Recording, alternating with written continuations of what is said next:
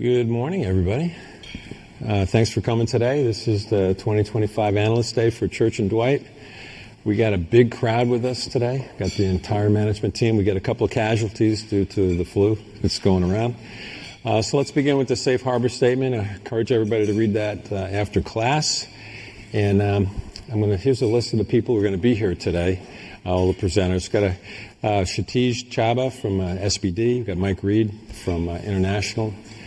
Got Surebi Pokrial for our Chief Digital Officer. You know, it's the Rick and Matt show as usual. We got Stacy Ramstead, who's our CMO, and Carlos Linares. You haven't heard from Carlos in the past. He leads R&D and innovation for the company.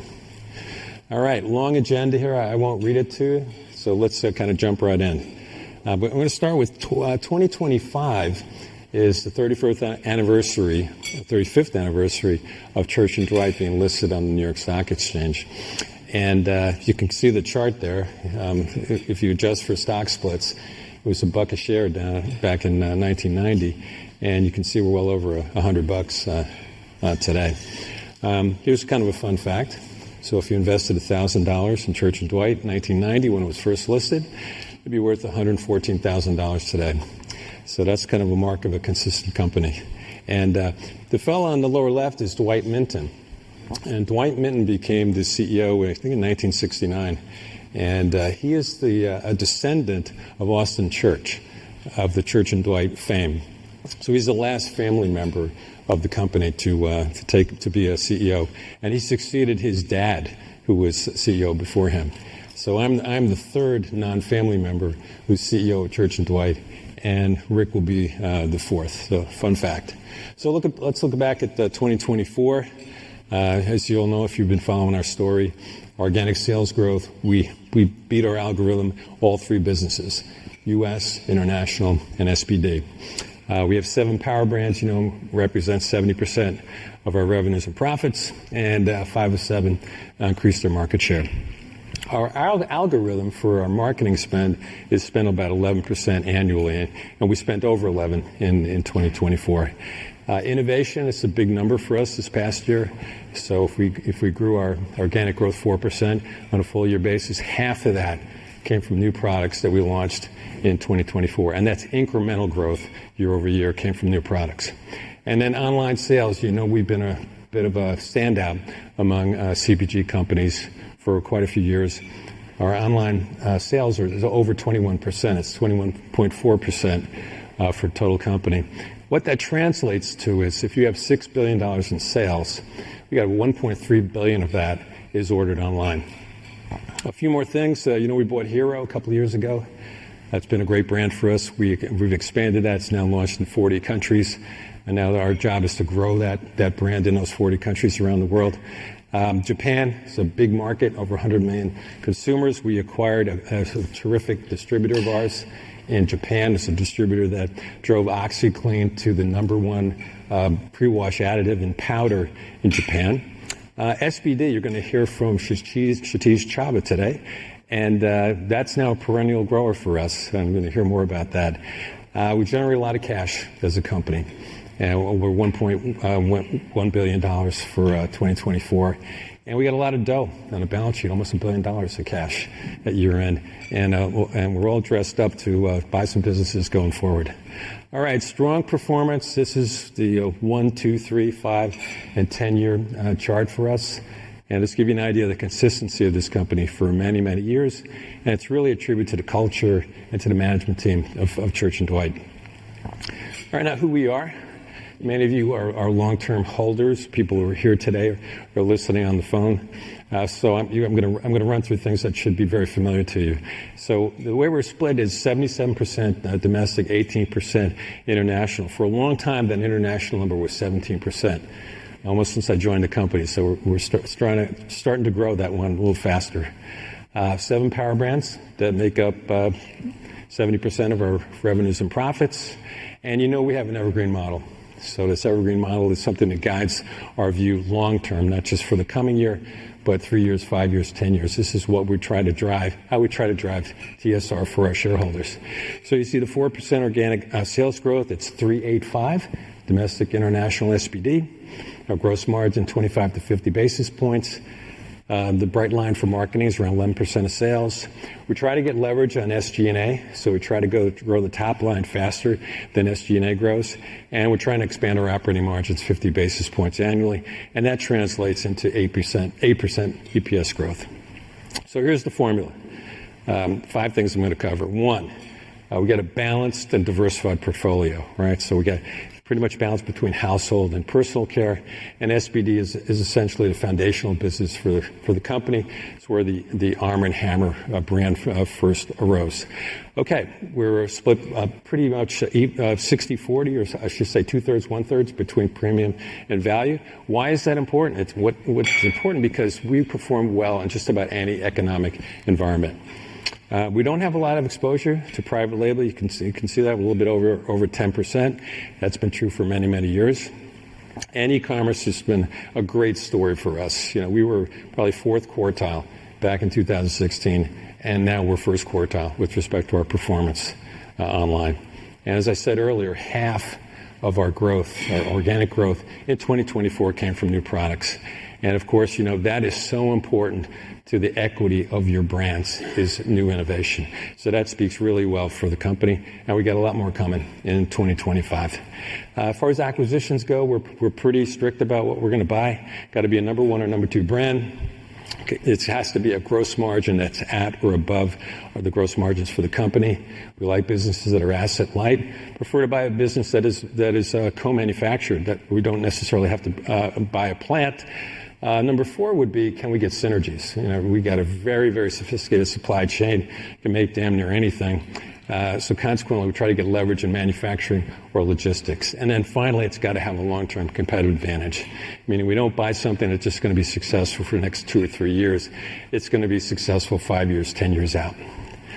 All right, long history of growth through acquisition. So if you look at 2004, we were a $1.5 billion company. You can see almost every year we've acquired a business. We don't have every year up there, but just about every year we've acquired something. 2023 and 2024, bit of a drought. I'd say if you said, have you had a drought before? If you look at 2008, we acquired Orgel. 2012, we acquired the vitamin business. Between then, we bought some small businesses, but I would say that was the last time we had a drought of a couple of years. Not for lack of trying, though. So now Rick's going to come up and take you through a few more details. All right, thank you, Matt. So this is probably one of the last times I'm going to go through detailed financials with you guys. Okay. Q4 2024, we ended the year with momentum, right? We had 3.5% reported sales growth. Our outlook was 1.5 to 2.5. It came in better than we expected. Our share gains for the quarter, 5 of 7, or for the year, 5 of 7 of our brands grew share, right? Those are the important brands that are driving the company. 4.2% organic came in better than we thought too. 2 to 3% was our outlook. Gross margin came right where we thought it was. We called 110 basis points for the full year. That implied flat for the quarter. And then for EPS, we were up almost 19%. So just really strong ending to the year in the quarter. So for the full year, 4% net sales growth, 4.5% organic sales growth, 3.5% for domestic, 9% for international, and 7% for SBD. So just really broad-based growth across the company, across the divisions.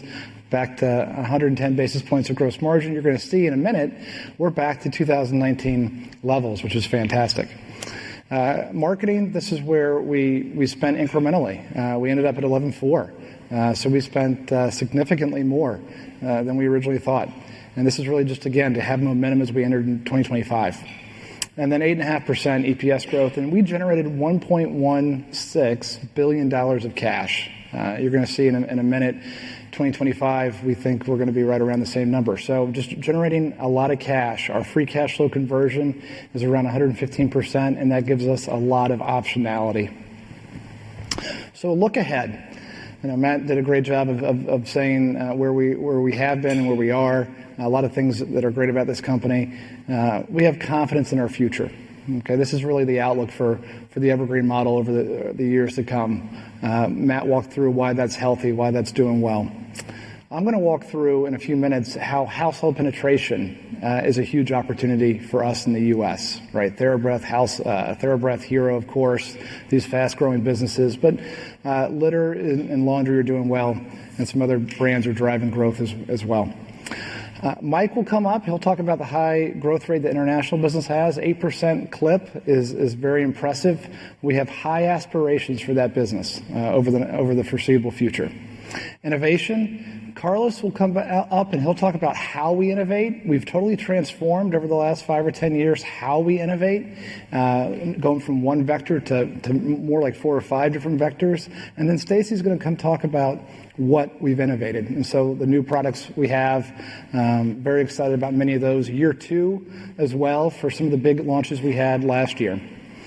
And then Surabhi will talk about our e-commerce growth and being digitally savvy. I know our e-com growth, you saw the chart that Matt provided, 2% going to 21%. This is an advantage for us, and we're going to continue to drive that forward, not just domestically, but globally. Focus on domestic and international M&A. M&A is a huge part of this company. So here's a new slide. This is back in the year 2001 or 2000. We had one power brand. It was Arm & Hammer. We were a $1 billion business. Fast forward 24 years, and Arm & Hammer is around a $2 billion business, right? Mid-single-digit CAGR over 20 years plus. You know, that brand is known and loved by consumers across many categories. It's rare to have a brand that can play in so many different categories.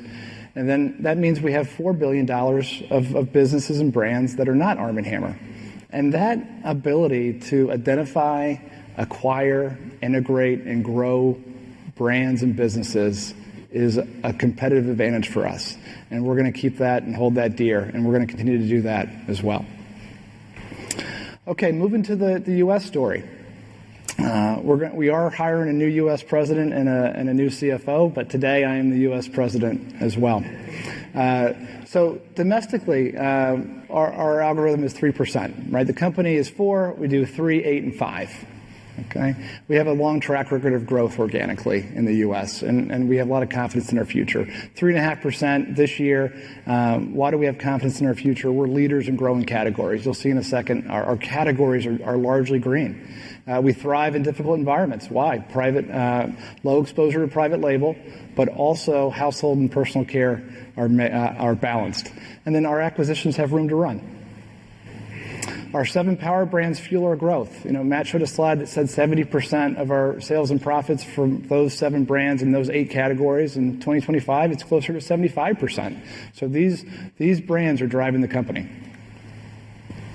Here's the snapshot and report card on the categories. So again, we're in the right categories. This isn't happenstance. We acquire businesses that get us into categories that we like the attributes of. Weighted average 2.7% growth, largely green in 2024. That's fantastic. And then we're one of very few companies that do this, but here's the scorecard from our brands. This is our share growth. And again, 5 of 7 grew in 2024. So let's go to the individual businesses. Fabric care. Our laundry business is growing at or above category averages, which is great, gaining share. In fact, we're at all-time share highs. You know, you look at the left side of the page, we're at 5% 18 years ago, and today we're at 14.5%. And why is that? Well, one thing that's working really well is our good, better, best strategy for Arm & Hammer laundry detergent. You know, orange bottle is our value brand. Arm & Hammer with Oxy's in the middle, which is our better offering, and then Deep Clean's our best offering. Right, consumers are picking up Deep Clean and they're sticking to it. The incrementality rate on Deep Clean is very impressive. Stacy's going to talk a little bit more about new products around Deep Clean, so stay tuned for that.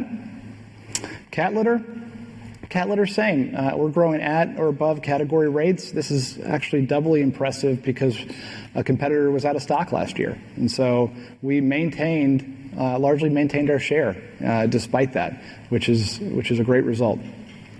Hardball is a big opportunity. This is lightweight litter, and a year ago we were around a 4 share. Today we're around an 8 share, a 7.5 share.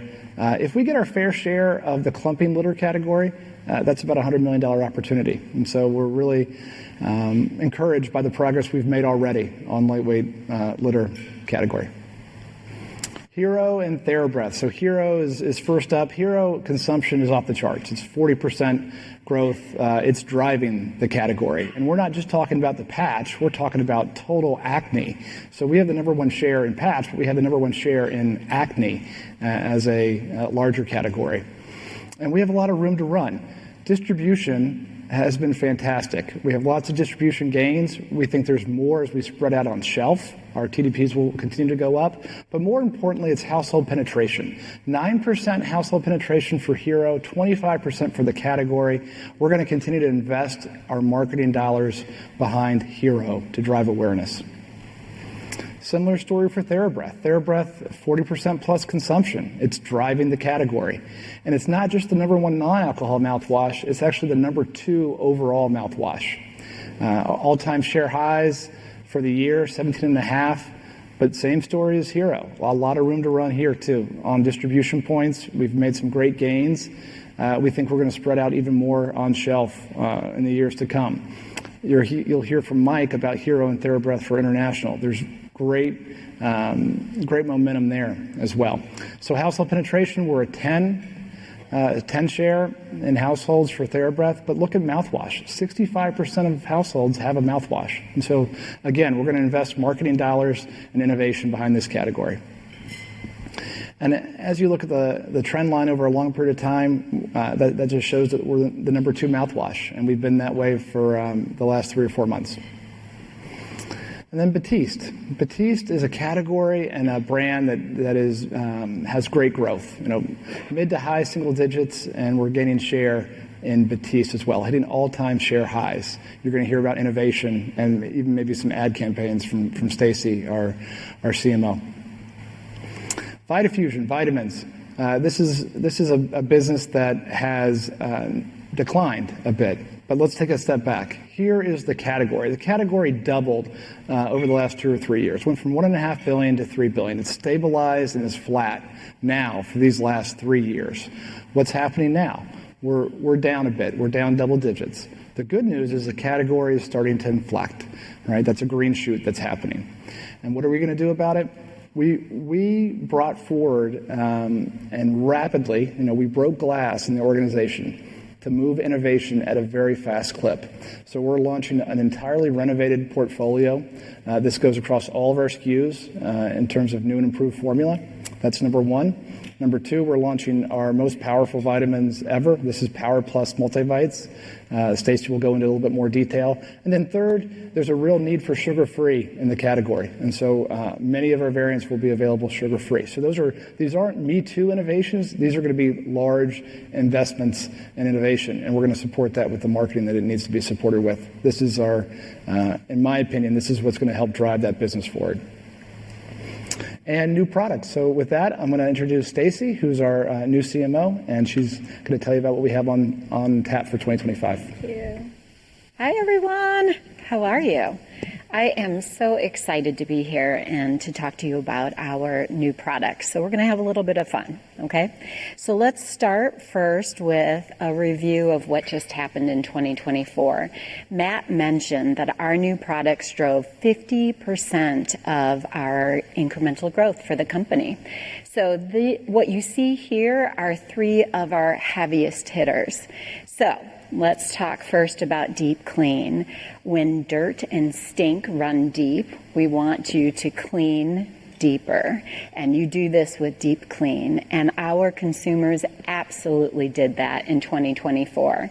So Deep Clean established that best tier category, but also drove incremental growth for the brand. So next up, we have Arm & Hammer Power Sheets, and this really marries the Arm & Hammer Clean with the convenience as well as the mess-free format of a power sheet. So this allowed us to tap into the fastest growing segment in laundry. And last and certainly not least, we had Arm & Hammer Hardball. Arm & Hammer Hardball is our technologically advanced hardball lightweight litter. And so that makes cleaning your litter a breeze.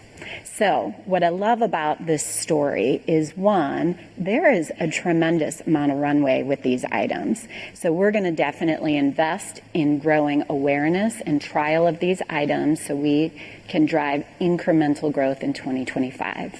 But furthermore, we're going to expand on each of these in 2025. So I'm going to take you through some of that. Okay? All right, but before we get to our first innovation for 2025, let's take a look at the free and clear segment within the laundry category. This is a huge segment. It's $1.3 billion, and it has absolutely been skyrocketing over the last couple of years. Now, we already have some products that fit within this space, but we have identified an opportunity to capture an additional over $20 million in incremental opportunity. So I'm going to talk you through how we're going to do just that. All right. So our first new product for 2025 is Arm & Hammer Deep Clean. This is our free and clear detergent. And so, as you would expect, this is catering to the consumer with more of a sensitive skin, and it's certainly free of all of what you would expect. But the real game changer with this item is that we are the only brand with the Skin Safe certification. And this is something that's very meaningful to consumers, as it gives them the assurance on product quality and safety. All right. So continuing with that theme, I'd like to introduce you to our Arm & Hammer Power Sheets in a fragrant-free format. So this is what I call uncompromised clean. So this is dermatologist tested, it's free of dyes and perfumes, but the real breakthrough is that this item has 50% more cleaning than the leading value brand, because our consumers do not want to compromise with their product choices. All right, last but not least, we have Arm & Hammer Plant Power. This is our clumping litter. And what's the scoop? The scoop is this. We are bringing our hardball technology into the natural segment. And this is why this is such a big deal. Consumers who buy natural litter feel that it doesn't do as good of a job to control odors. And that's because many natural litters will use additives, and those additives lead to mushy or brittle clumps. So with our hardball technology, we do not use additives in our natural version for superior clumping. So we really think that this is going to do very well in the natural segment, and believe if we were to get our fair share, this could be over $30 million for this product launch. All right, and that would be incremental. So moving on, and Rick stole some of my thunder here, we are going all in on Vitafusion, and we have 3 new initiatives planned for 2025, and we really are moving at lightning speed to make this happen. We are first going to introduce a new and improved formula. People, this is going to take taste to the next level. So I want you to imagine a burst of flavor, a velvety smooth texture. This is with our innovative heat-resistant formula and softer chew. So not only that, we've also given our multivites a kick with 10% more vitamin A, C, and E. So really excited about this launch. All right, what's up next? We've got Vitafusion Power Plus Multivites. This is our most advanced formula. We have formulated with 100% daily value or more of 10 essential ingredients. This is more than any other gummy in the market. And then we've supercharged our advanced formula for adult multis with calcium. We've given the women's multi a boost of choline, and last but certainly not least, we've given our men's multi a boost of CoQ10. So really excited about getting this item into the marketplace. All right. This is another teaser slide. This is where we're going next. Sugar is the biggest barrier preventing non-users from using gummies. And it's no surprise then to see that sugar-free gummies are really taking off in the last couple of years. So we plan to expand on our sugar-free segment and portfolio of products. So this year we're launching Power C as well as Men's Multi. When you add those two products to our suite of sugar-free items, this is going to represent more than 60% of Vitafusion sales in a sugar-free variant. Because make no mistake, consumers do not want to compromise. We want to give them that same great update to the taste experience, but in a sugar-free formula. So we know this one's going to go over really well. All right, switching gears. Rick talked about Hero and how much Hero is a key contributor to growth for Church and Dwight. So it's no surprise, we're going to continue to innovate for Hero. And specifically, I'd like to introduce you to our Hero Mighty Patch Body Patch. So I may be able to speak for all of you, but body acne is a real pain in the butt. It's also a pain in the chest, in the back, and so forth.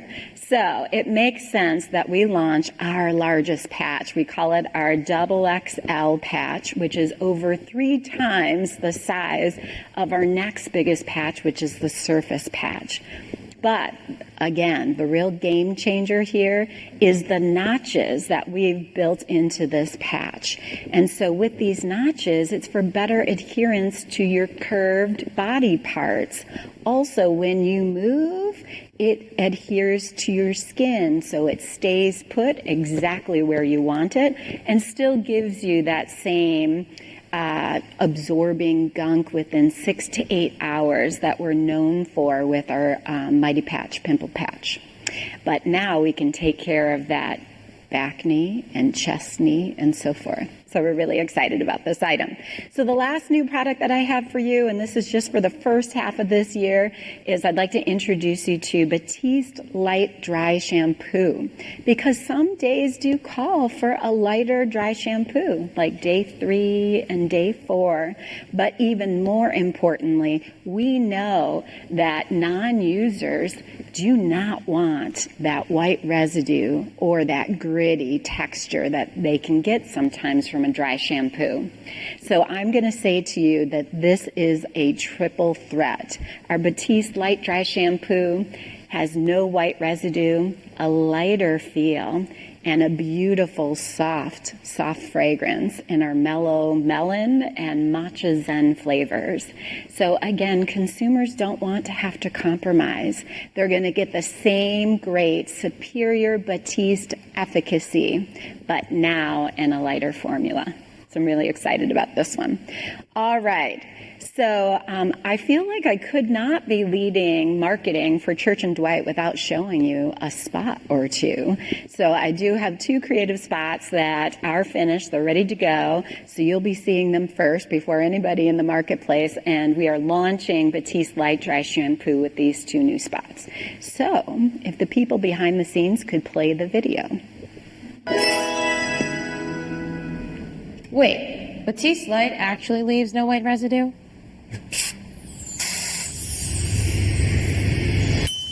Well, guess I gotta take dry shampoo out of my swear jar. Your what? My swear jar. Full of all of those things I've sworn off forever. Who's that? Oh, that's just my ex. So, baby. He's cute.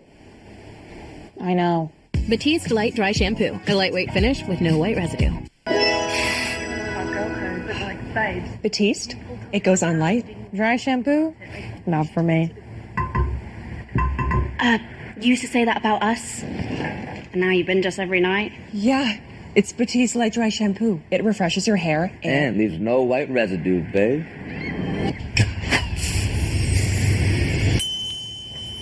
Okay. Now I'm hooked. Batiste Light Dry Shampoo. A lightweight finish with no white residue. Sometimes my job can be a lot of fun. So but you have a good time with that one. All right, so I'm going to leave you with this. This was just your teaser for 2025. This is what's launching in the first half of the year. Guys, we have more coming in the back half of the year. And so if I were you, you might be asking, so what's behind the magic that makes innovation, this innovation? And that, I'm going to say, is my intro for Carlos Linares, who heads up our R&D, and he's going to walk you through just exactly how this innovation comes to you all in the marketplace. So thank you. That's what I've got for you. All right.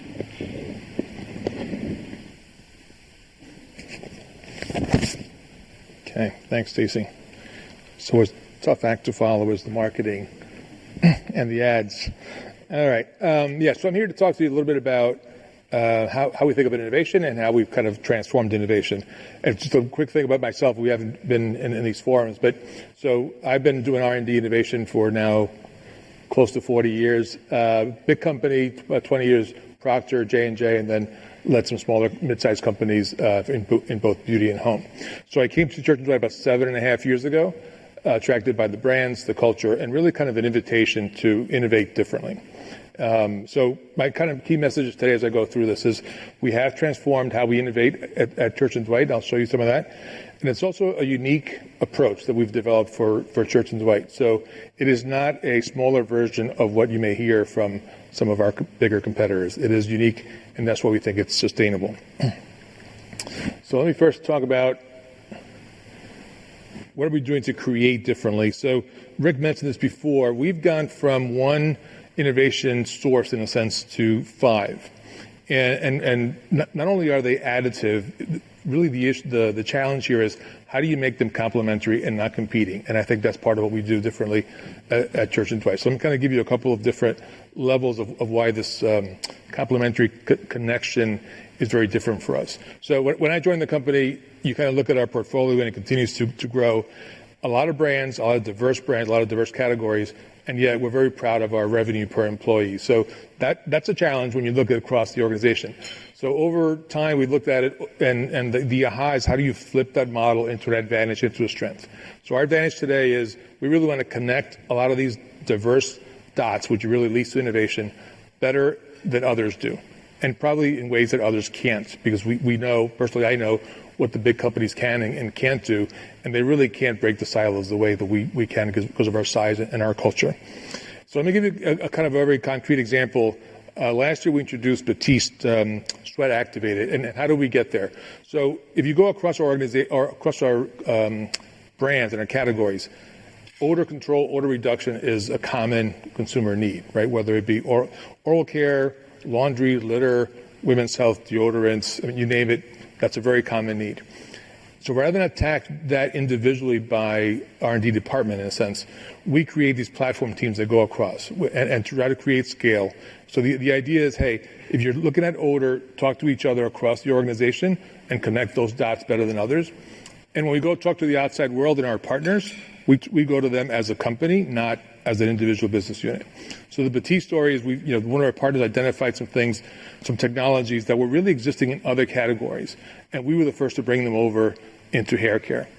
Others could have, but they never did because they're not really talking to each other, right? They're very vertical in how they do it. So that's kind of a bit of our magic with connecting these diverse competencies. And if you kind of elevate that to these 5 innovation sources, it's kind of the same story. Other people could do this, but in most companies, they've got one kind of dominant work stream for innovation. We've got these, and they're not really competing. They're really complementary. So today, kind of end result is more than 50% of our pipeline is coming from these new innovation sources. So not only are we adding in terms of the contribution, but the total pipeline is actually now much better than it ever was before. So kind of, once you have a great, robust pipeline, in a sense, now it's about making choices. So this is our other unique way of looking at our innovation across our categories, which is this very simple grid around science-based innovation versus business growth. But this is really driving our behavior when we have a good, strong portfolio, is how do you make them bigger, kind of the arrows here. So whether it be choosing where do we make the marketing investments, where do we leverage these across different channels, or what do we leverage these across international. It's all about creating the scale once you find something that you really, really like. So when you step back, today our innovation portfolio is more balanced than it's ever been before across all the types of innovation. We have more transformational innovations, which are what we call our blue box. It's the upper right-hand side. Stacy mentioned a few of those. We're very proud of all of those that are there. Sheets in particular, I've never seen a product where from early development all the way to launch, the consumer has loved them all the way through. We've never had a negative reaction to that product. It's really intuitive and loved. And we've got more coming. So unfortunately, we're here in the beginning of the year. There's some things that we'll reveal later on in the year because it's too soon, but we've got a very strong pipeline coming. And the last thing is we got bigger bets, and that's just kind of the top of this grid here. We've got a lot of products. Stacy's mentioned a few of these. I'm not going to go through the list, and then Mike is going to talk a couple of these in the international portfolio too.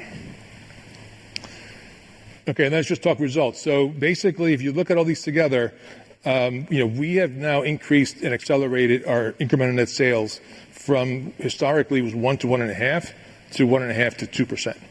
And our metric for innovation is in INS, right? Incremental net sales.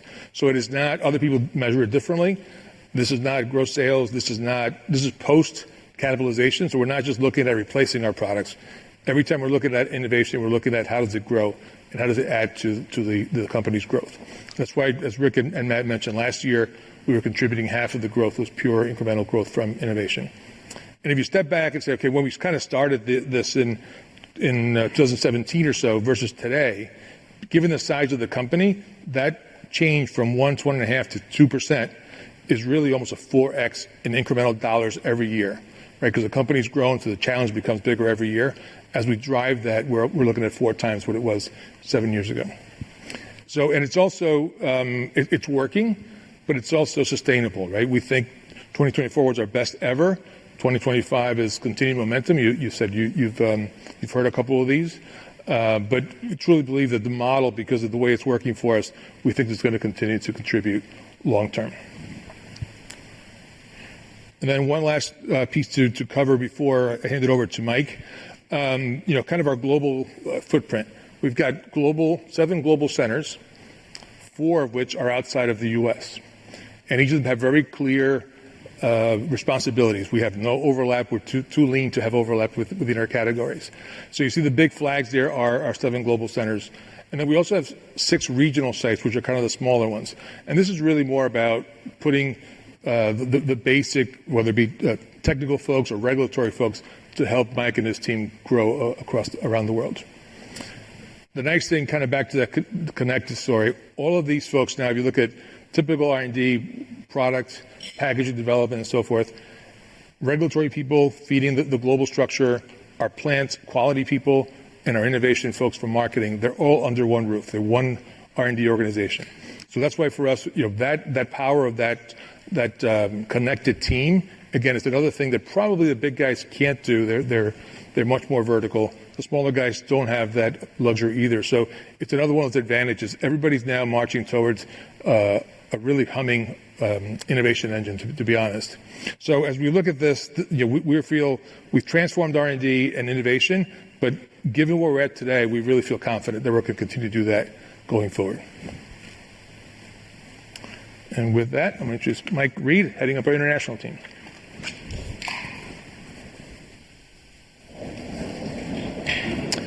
Good afternoon. My name is Michael Reed. I lead our Consumer International Division as well as our Specialty Products Group. And I'm delighted to have Kshitij Chhabra with us here today. So he'll take us through the SPD business in a few moments. So I'll focus on the international story. As you know, our evergreen model for international is 8% organic growth per year. And just to ground everyone, we're about $1.1 billion in size. We operate kind of in 2 parts, but just under 2/3 of our business is through our subsidiary markets. We have 6 subs that we run: Canada, UK, France, Mexico, Germany, and Australia. The rest, the 37%, we run through our GMG businesses, our global markets group, and we operate over 100 countries, and we work through almost 400 valued distributor partners around the globe. And we support that with 5 regional offices. We have one in Shanghai, one in Singapore, one in Mumbai, London, and Panama. And those offices continue to grow and add resources in order to support the growth that we've got in those respective regions. 2024 is an outstanding year and certainly capped off with a great Q4. Our sub-markets grew almost 5%. And our GMG business grew 19%. I'd point to a few things. Certainly over the last couple of years, we've had increasingly better service levels. That's one key part of it. But more importantly is we've had really consistent growth across the market, strong portfolio management, and we've really leveraged some of our new acquisitions, particularly Hero and TheraBreath. They've been really strong drivers for us. Most importantly, if you look back a couple of years, but throughout the year, we've had really consistent growth across the quarters. So we're seeing broad-based growth across brands, across markets, and across quarters. So just to reinforce the momentum and the confidence we have in our plan and our strategy, we've seen some really consistent growth, and we see that continuing moving forward. If you look back over the course of the last 10 years, we had a little bit of blip certainly during kind of COVID and some of those kind of tougher years, but kind of X that, we've had really strong consistent growth for a really long period of time, and we now have elevated our evergreen model to 8%, which we're really confident in. This came up earlier around, we have about 18% of our business is international, and that's still a fraction versus many of our competitors that have been on their international journey a lot longer than we have as a company. So this really gives us the kind of the opportunity and the momentum to keep growing. There's a lot of runway, both from a geographic point of view and also from a brand expansion point of view. So we see this not as a bad thing, but actually as real opportunity for us to grow, and we're growing at a really fast clip. I think most notably is our brand portfolio travels extremely well. And we leverage kind of three parts. One is we do leverage our U.S. power brands like Arm & Hammer, OxiClean, Vitafusion, etc. Those perform strongly across the globe in their respective categories. We also have a unique set of brands that are either internationally only or largely been built out of international. Those are mostly OTC and personal care brands like Batiste, Sterimar, FemFresh, Gravol, etc. Those are really high-performing brands in many, many markets. And then I think we're doing an increasingly good job of accelerating our acquisitions and getting them to market quicker and having them be a bigger part of our growth story. Hero and TheraBreath certainly are the two notable ones there. Speaking of Hero, so last time when we were here, we talked about kind of how quickly we're going to roll out Hero to over 40 countries. In 2023, we moved to 12 pretty quickly where we could get registrations. We've moved to over 40 in 2024. We'll be in over 50 early in 2025. So this is the fastest we've rolled out a brand as we've acquired from a U.S. business and taken it globally. And that'll become the blueprint and the playbook for us on future acquisitions. But a really great job of getting this to market really quickly, and we're seeing really strong success as a result. Sterimar, which we haven't talked a lot about in the past, is one of our biggest brands internationally. It's in over 90 countries. This year we're celebrating our 50th anniversary, but really high CAGR growth for us. We have a very strong portfolio within the natural nasal hygiene space. This is a really important brand internationally that continues to grow and is a really important part of our portfolio that's a little bit different than what you'll hear from the U.S. domestic team. Stacey touched on the importance of innovation in Batiste. We've certainly benefited that on our active SKUs, both Sweat and Touch Activated. They've been really incremental additions to our international portfolio. Batiste is the world's largest dry shampoo brand, widely distributed and a really strong grower for us. But innovation is a critical part of that, and we're seeing some really strong results in all our key markets. OxiClean has been a really great driver for us and a focus, and it's not available in a lot of markets yet, but will continue to grow in terms of market expansion. But 20% growth last year, and that's increasing our CAGR over the last few years. We are the #1 powder brand in both Canada and Japan, and we've since just launched into the liquid segment in our Japanese market. So really exciting opportunity for OxiClean to continue that momentum. It's got a long runway ahead. And then finally, from a brand point of view, I'd just touch on Power Sheets. So we don't have liquid laundry in many of the markets around the world, but Power Sheets is something we have pushed into. It certainly gives us an opportunity to establish a new segment in many of the world's geographies. We got into 12 markets in 2024. We're going to be in more than 25 by the end of 2025. We're already #1 on Amazon in Mexico, and there's really good momentum where we've got distribution. So this will continue to be a focus, and we'll learn to see what we can do. We'll also pick up a good amount of the innovation pipeline from the U.S. market as well. So really great opportunity just to lift and shift and see where we can get some momentum in a category we really haven't played in traditionally on a global scale. So we've got lots of things we invested in and lots of confidence in where we're growing as a brand, or as a division rather. What I would point to is there's a few things here that's not an exhaustive list, but I think they're notable ones. In the middle of this year, we made an acquisition of a long-time valued partner in Japan, which is the Graphico team. We see Japan scaling up over the next number of years as we add additional brands to the portfolio.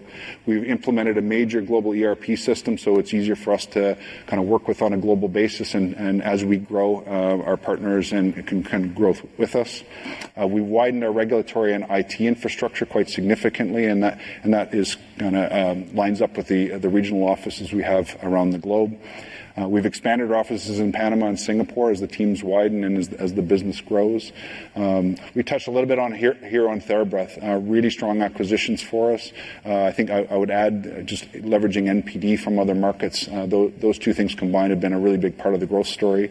And lastly, and Matt and Rick touched on it earlier, we have put resources from an M&A perspective in both Europe and APAC in order to start to get into the deal flow so we can look at international acquisitions. That would be in addition to leveraging any acquisitions we make from a U.S. perspective. So this is, as I say, not an exhaustive list, but a lot of investment, a lot of support going into our international growth, and it's certainly responding. We have a long runway ahead. So with that, I will pass over to Surabhi Pokhriyal. Thank you.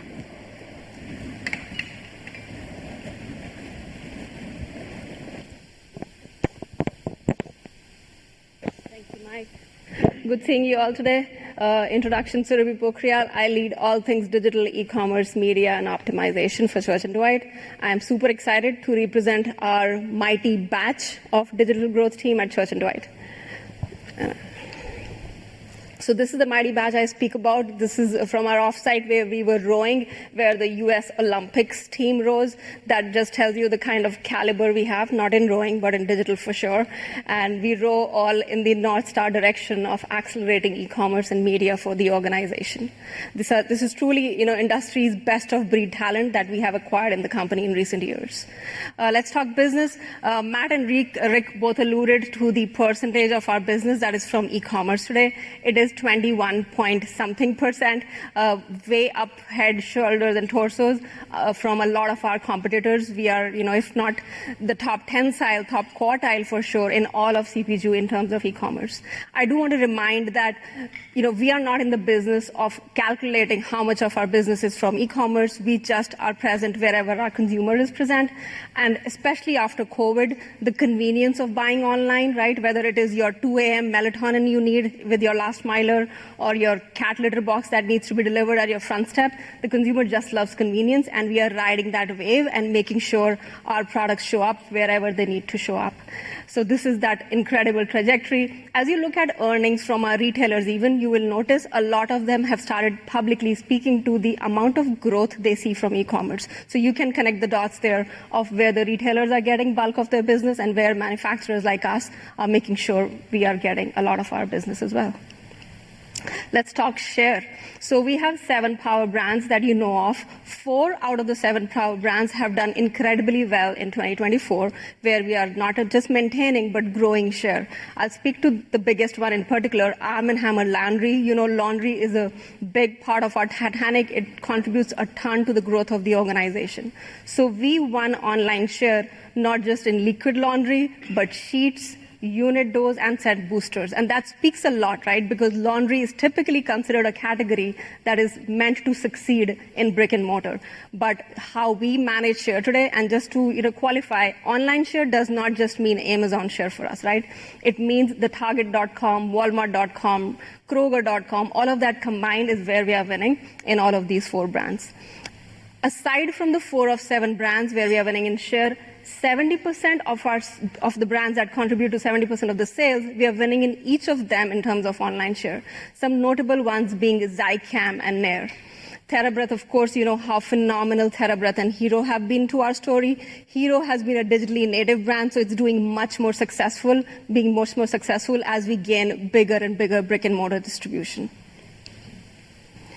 I'll start this section just by regrounding us in terms of what our approach is, right? Like I said, we are here in this era of connecting content and commerce. You will note a lot of retailers are trying to trying to be more social and community builders for the community, for the consumers at large. But a lot of social channels also have aspiration to be retailers. So the lines are blurring between where is content shown and where is commerce happening. And we want to stay at the intersection of both commerce and content. So that's our priority one.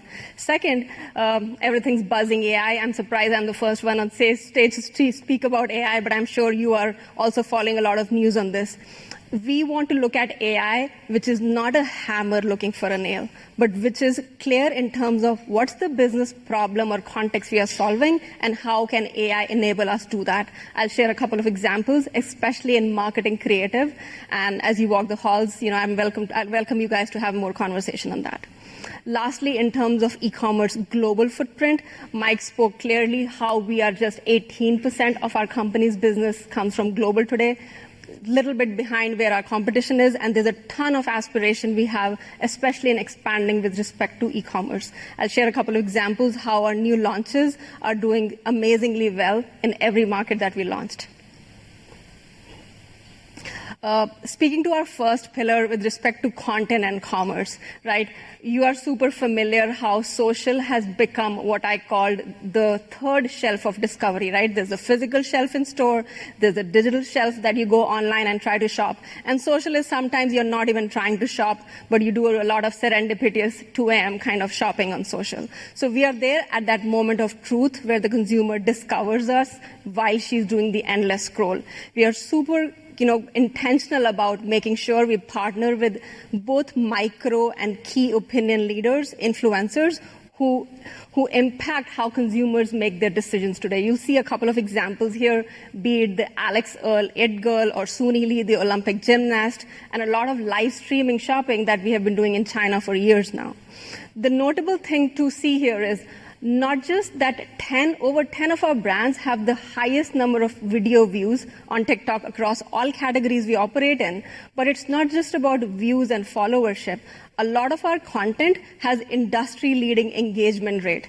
And what engagement rate means is the consumers are not just liking and following our brands, they're commenting on our posts, they are sharing our posts, they are interacting and building community with us. So that's super meaningful for us because that's the long-term loyalty and intimacy that we want to create with our consumers. Second, we are super careful that we don't want to leave media as a dead end, right? We want to make sure that once the consumer is inspired by seeing an ad spot, either on TV or TikTok, there's an ability for them to shop our products. So we are making sure that over 90% of every media that you see, be it YouTube, TikTok, Instagram, or anywhere else, we will lead you to a cart in 1 to 2 clicks if you have the desire to shop our products. This is an example of, one of the AI, initiatives we are leading. There's the concept of aspect ratio, right? You can shop on your 6-inch mobile phone, but you can also shop on your 60-inch television.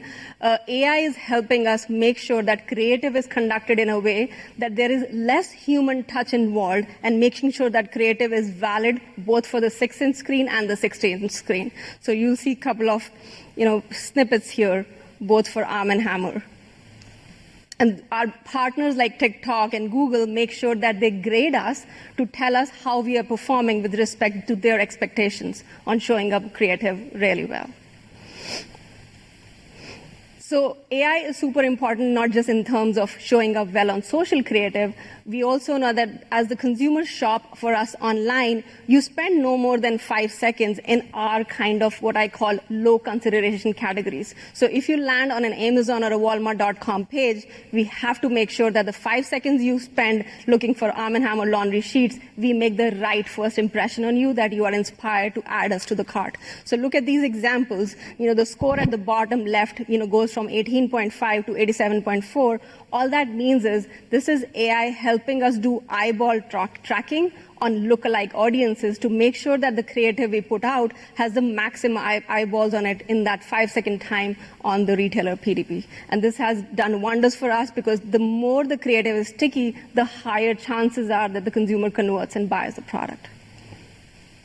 Finally, speaking to the global footprint, Mike spoke eloquently to it.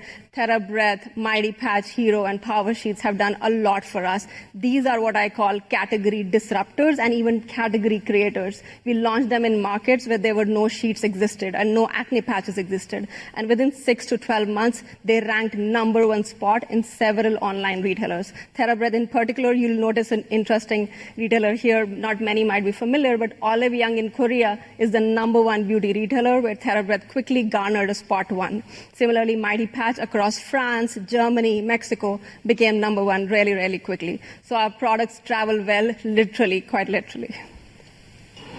Finally, I'll wrap it up by saying our pace of growth on digital has been quite phenomenal, industry leading truly, but we are very focused on being clear about where to play and how to win on that.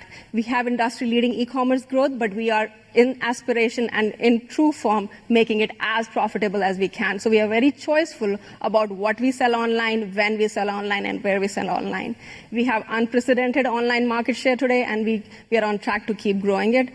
We are also super conscious about best ROI on our media spend. I may not have mentioned, but about 82% of our marketing dollars today are digital media, which is why you see all the media there. And we struggle to give you TV, print spots that we used to have back in the past. So we have to print them specially for these kind of events.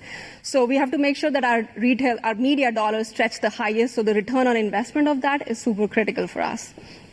In terms of category leadership and digital penetration, like I said, having rapid market launches like we did for Hero, TerraBreath, and Sheets is critical, and launching them online first gives us early dibs into what the consumer is feeling and gives us an opportunity to tweak them as needed as we do broader brick-and-mortar launches in those markets. We'll do a lot more on AI and technology, both in MarTech and AdTech, and we lean on both large and smaller third-party technology partnerships, and that's one big area of impetus for us in the coming years. I'll close by saying, the best way to predict the future is to create it, and we are hard at it. Along those lines, there's a big business pivot we have in Specialty Products Division, and I welcome Kshitij Chhabra to share more on that turnaround story. Thank you. Good afternoon, everyone. My name is Kshitij. I'm the leader for our Specialty Products Division. It's really my honor and excitement to share with you the B2B arm of the company. Because for many of you, it may be a question, why does a CPG company even have SPD? And I want to show you what we are doing and how we are contributing to the growth of the company and how we'll keep growing and be a growth accelerator for the overall organization. As you all know, our evergreen growth model target is 5%. So let's see how we did last year. Last year as a division, we delivered over $300 million in revenue. It split 60% on our animal nutrition business and roughly 40% under our specialty chemicals division. But let's take a moment to look under the hood. What really is SPD, Specialty Products Division? Specialty Products Division has 3 businesses. The largest business we have is animal nutrition. I can ask you around, how did Church & Dwight enter animal nutrition? It's very, very simple. We sell Arm & Hammer. Hopefully all of you are a user of our Arm & Hammer, which is the baking soda. You see samples here. Chemically, that's sodium bicarbonate. That same sodium bicarbonate, the company started feeding many, many decades ago to dairy cows. It helps with food digestion as well as better milk production. That's how we entered the world of animal nutrition. And now you fast forward, we are manufacturing both feed supplements, marketing and selling, but also pre and probiotics.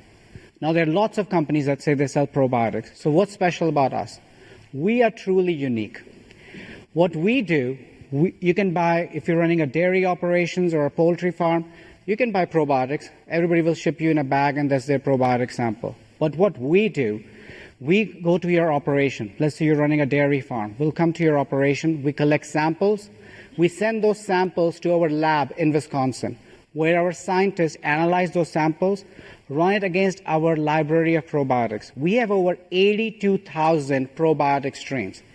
And then we match that for your unique need and create a truly customized solution. And we sell that under our Certilus brand. It's a great product that we are very, very proud of, and you're going to see more about it. Our second biggest business is performance product. This truly is the core of the company. Performance product is where we sell, again, Arm & Hammer sodium bicarbonate. Remember the same baking soda I talked about. It's where are we selling it? Instead of selling in the half-pound bag or a pound bag that you buy, or you may buy at large box chains, 5 pound, we sell at 50-pound bags like you see on the screen here, or maybe up to a 1,000-kilo tote. We're selling it for large B2B application, industrial, pool, but even life-saving application like hemodialysis. So it's truly amazing what sodium bicarbonate can do and the number of application it has. The third business that you may not have heard a lot about is our B2B business. This is where we take all the amazing brand the company has, Church & Dwight. We customize their packaging, and we sell them for commercial and professional applications in different channels, from Janssen, food services, hospitality. It's small, but I'm confident this business is poised for growth, and you'll hear a lot more about, not just today, but in coming years from us. So SPD. I joined the company roughly 2 years back. And when I came and I analyzed the results, as you can see, we have had inconsistent performance. So one of the very first thing we did as a leadership team, we looked at it and we said, what's our strategy going forward? We created a new vision for SPD, and we launched a new strategy called SPD Reimagined. So I'm very excited to say that if you look at our results from last year after launching the strategy, we had an amazing turnaround. We went from negative 8% in 2023 to plus 7% organic sales growth in 2024. Now, how did we do that? As I said, we have an amazing group. We have a very talented team of individuals, but we did core pillars in our strategy. First, we divested the non-strategic, non-core assets. I think you've heard about we shut down our Megalac, which was a dairy supplement business in Q1. We exited our food safety business in Q2. And what did that do? That allowed us to focus on portfolio optimization.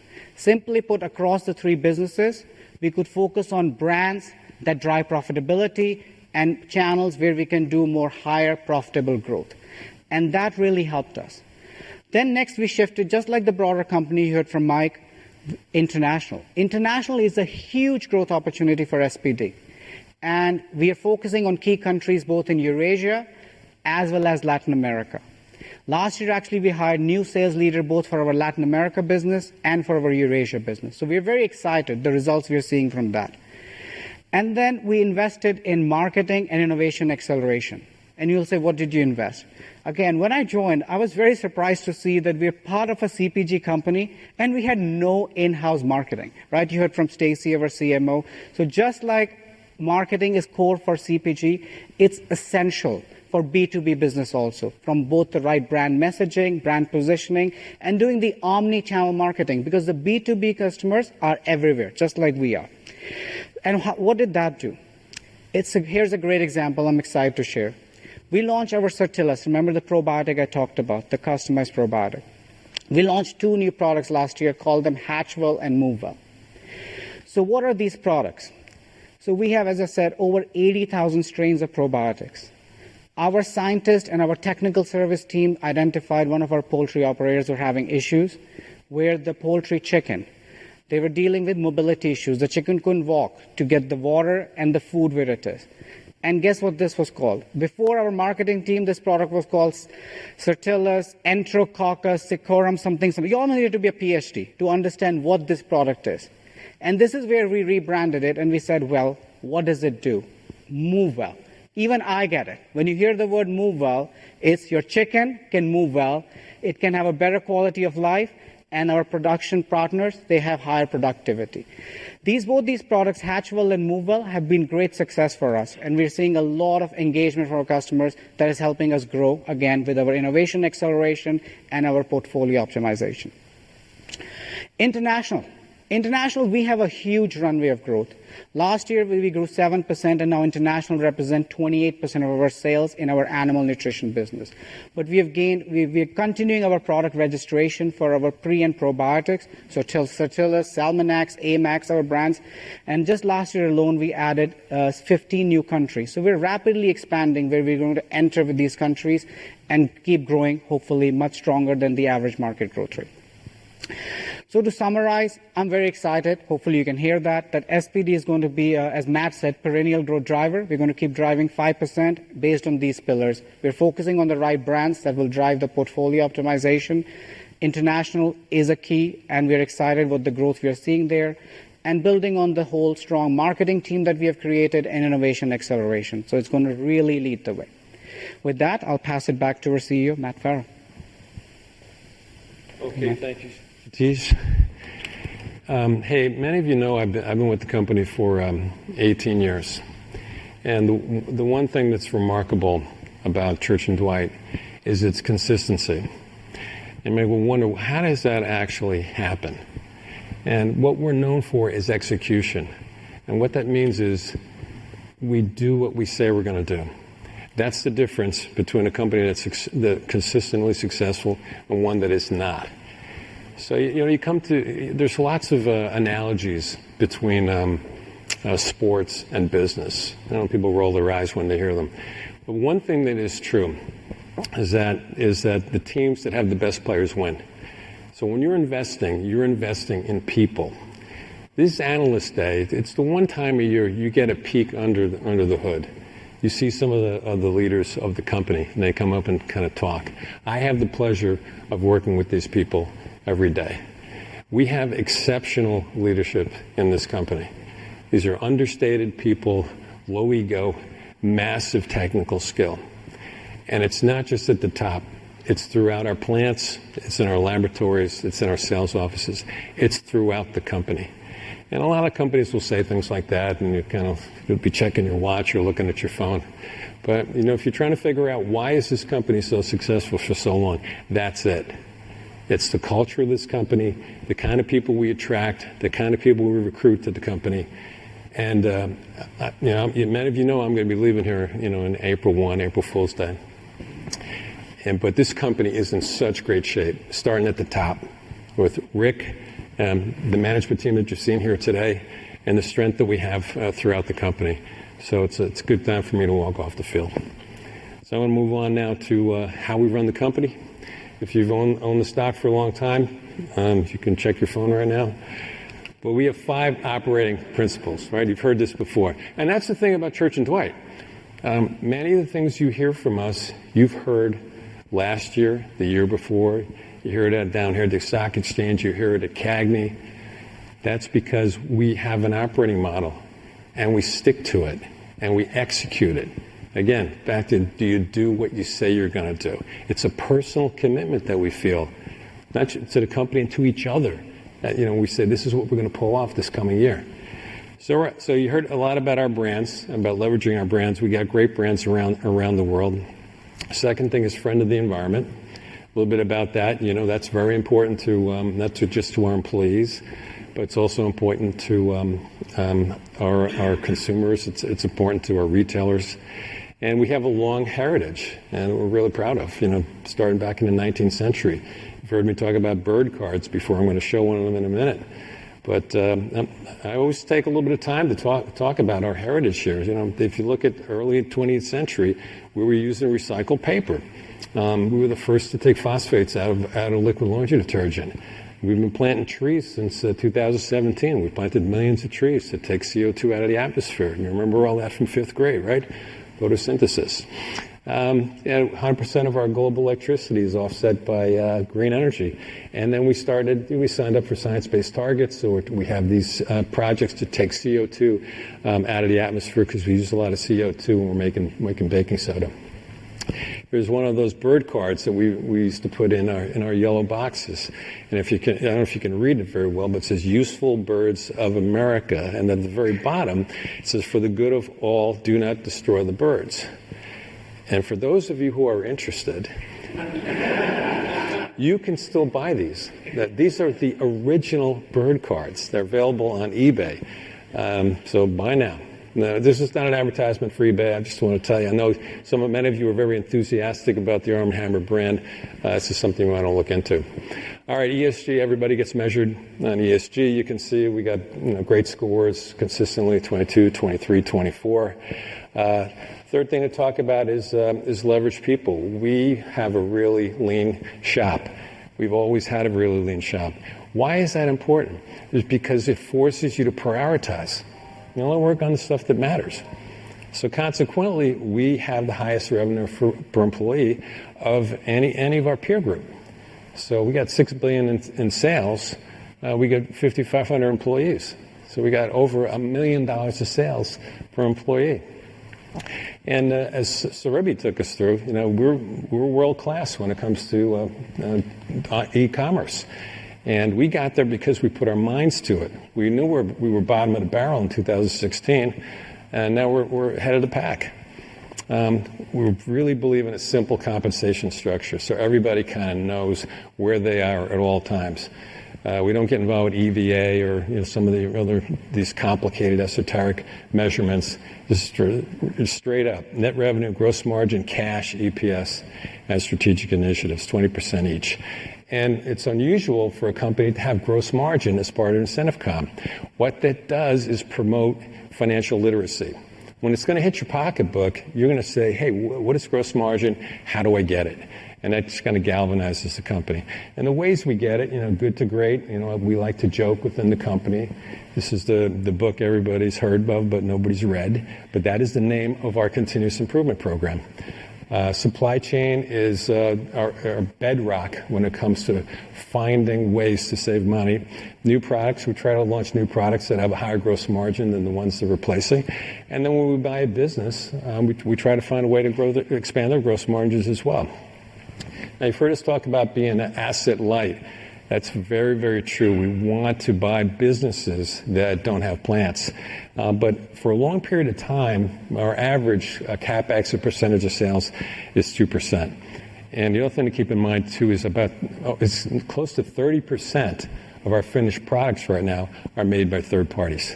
So that also helps continue to be asset light. And finally, leverage acquisitions. You do those first four right, you get good returns. If you're good at acquisitions, which we are, which Rick took you through earlier, we're good at identifying, targeting, acquiring, and integrating. And you can blow it on any one of those three. You pay too much or you don't integrate it, a disaster can happen. All right, you've seen this slide before, long history, got a bit of a drought, 23, 24, but not for lack of trying. And now Rick's going to come up and take you through the 2025 outlook. All right, so let's turn to the 2025 outlook.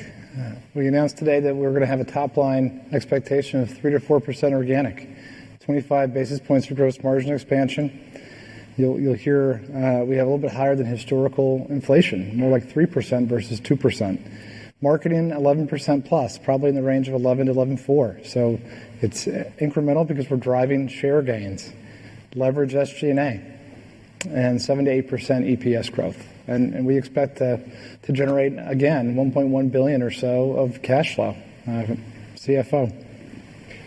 So we have a long track record of this growth. 2.5 to 3.5% is our outlook, but if you look at the track record, it's 6%. Why is that? It's M&A. We historically also do M&A. Organically, expectations 3 to 4. 10-year average is 4. And that 3 to 4 is largely volume driven. And that's been the case for not just 1 year or 2 years, but for over a decade. It's our history. It's volume-driven growth. I mentioned this earlier, gross margin expansion in 2025, 25 basis points. It gets us right back to 2019 levels. We believe we have more room to run as we have this productivity program that's a muscle, similar to how Carlos described the MPD and innovation process. It's analogous to how we do productivity. And we also have some fast-growing acquisitions that have higher than corporate margins. Speaking of margin, I'll talk about 2025 really quick. Volume and mix largely give it a little bit of a benefit of 30 basis points is our expectation. A drag of 150 basis points, and then offset by a large degree to productivity. That's what gets us to the 25 of expansion.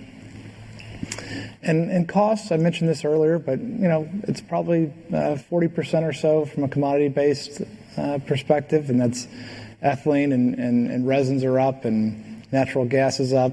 But more so, it's also depreciation for new capacity. It's putting in new 3PL in the Northeast. It's other higher costs for our partners, co-packers, as Matt mentioned.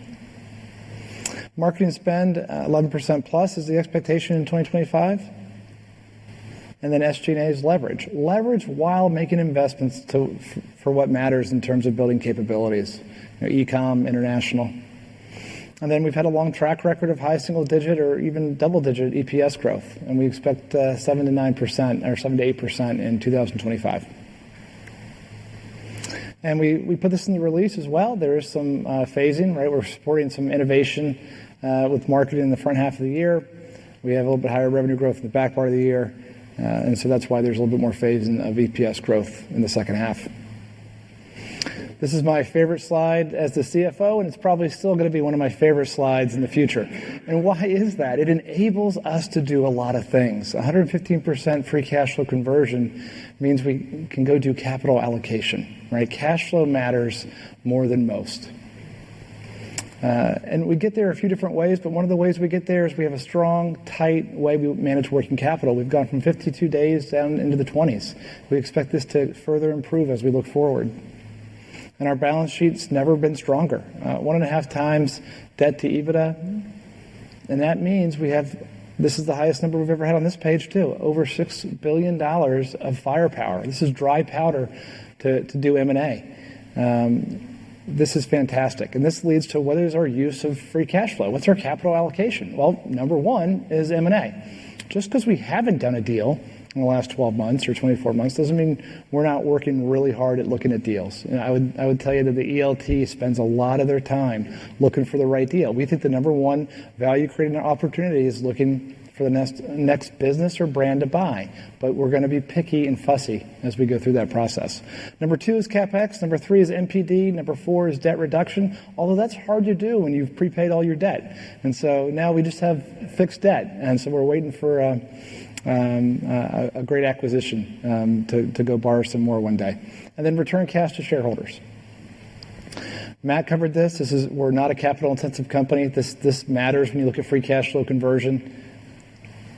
And then finally, dividend increase, long track record. I don't know what's longer than long, but 124 years is decades, a century or more of paying a dividend. Credibility, consistency, that's what Church & Dwight is known for.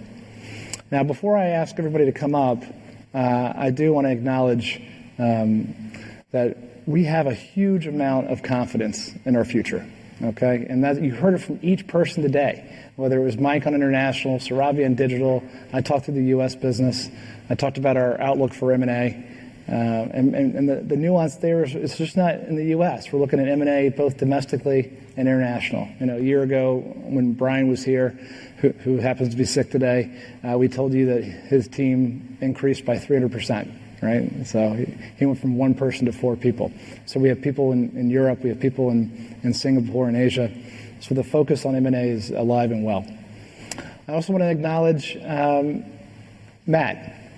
And Matt has been here for 18 years, right? And we just did a quick montage of New York Stock Exchange. He embodies the culture of this company, okay? We are where we are because of Matt Farrell to a large degree. Like you just heard him talk about people. You just heard him talk about leadership. We are unique and different, and Matt's a big reason why. Here's a quick look back. So Matt joined the company back in 2006, $2 billion revenue company. Now it's a $6 billion company. Market cap was $3 billion. Now we're $26 billion. But more than that, he's added capabilities, right? Capabilities like e-com, like pricing, things that we do that we take for granted. One of the great things about our culture is we're not insular. If there's something that we see that we think we can go after, we're going to run as fast as we can with speed and urgency in order to execute it. A lot of that, again, Matt certainly did that. So with that, I'll invite everybody else up and we'll take questions.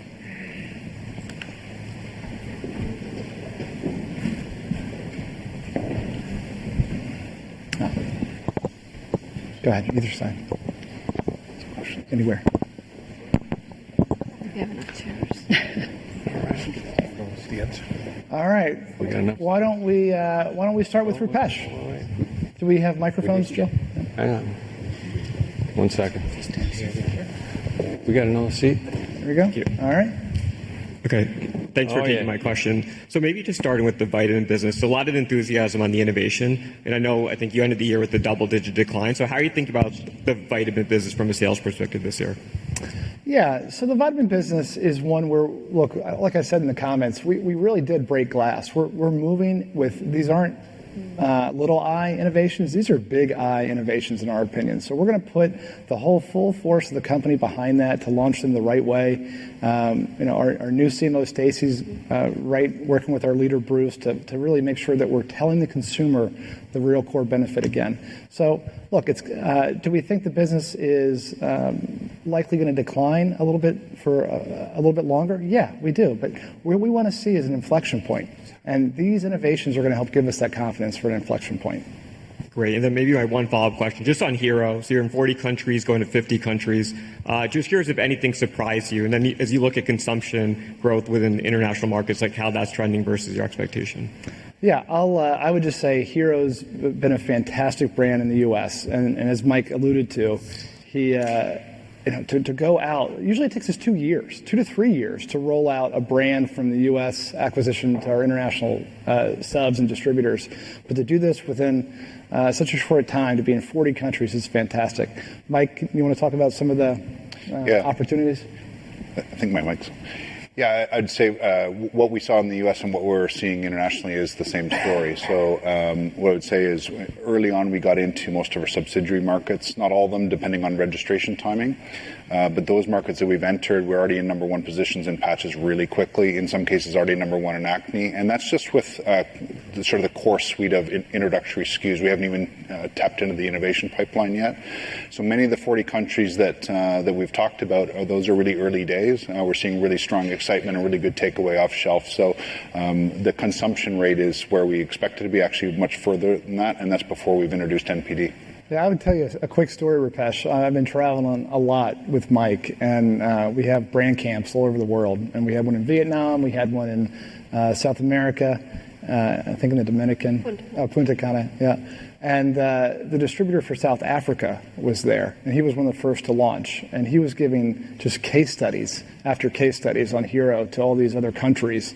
Because it was, he represents many other companies as well. Number one SKU by far across all the companies that he represents. So I think that little microcosm is going to play itself out in many countries. Yeah, Dare? Thanks. So, Rick, Matt spent a lot of time talking about how the organization's in a great place, but there's always a chance under new leadership to, refocus in specific areas or emphasize different areas. I'm just curious, any initial thoughts under your leadership as to maybe where you'll double down on or areas you'll emphasize more? And then also just a specific question on the White Diffusion side, given all this great innovation versus, tough couple of years, do you expect to gain shelf space this year at retail? When does that sort of play out in terms of how you think about shelf space for the brand? Yeah, so I'll take the second one first, and then if Carlin has anything to add as well. Look, that when the business is in decline, you're not going to go gain shelf space, right? So we got to make sure we have inflection points, and then we can go do the sell-in.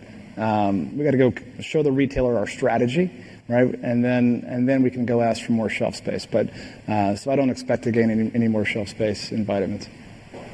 Anything you would add? Yeah, nothing really to add there either. I would say, we're definitely at an inflection point, so we've got to, get the credibility, build that back up. We've got some great relationships with the retailers, so they're in it for the long game with us. So.